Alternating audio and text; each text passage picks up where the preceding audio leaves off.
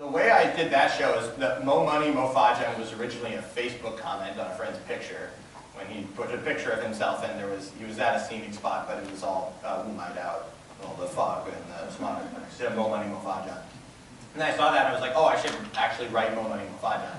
And basically the way that worked is that I took, and this is why it was so great to be on Fulbright, is I just said like, okay, what am I doing today? I'm going to write that song. And so I basically just sat in my apartment and listened to the song over and over again, tried to get the feel of like the way the rap structure worked, and then I just started writing lyrics. And the original idea was to do a historical view through the cultural areas. A lot of the lyrics came from when I write things or when I make jokes. You try to look for like an image or a reference or a sound or a name or a place, something that has a little bit of a stick to it, and that will be where you kind of build the rest of the words around that in order to put it at the right spot. So I had the idea of rhyming Deng Xiaoping with bling. Like that's how it started. And then I'd say Deng Xiaoping, so it should be 3 words.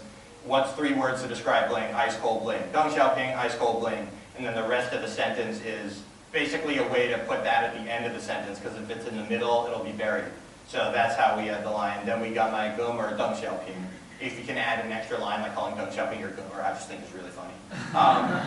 So if you can add an extra joke there, then that's good. And then, you know, the man was Emu Wu of ice cold bling. So I got another line in there as well, Deng Xiaoping joke. But unfortunately, all this stuff made it so that I couldn't get this on TV. So that's kind of like how the thing would work. I was lucky with that song because I actually sat down and I was able to write it in 2 hours. It just came out. It came out. But for every song I can sit down and just write something really good in 2 hours, I sit down and write 6 or 7 bad songs that I don't wind up putting 100 hours into making a music video for.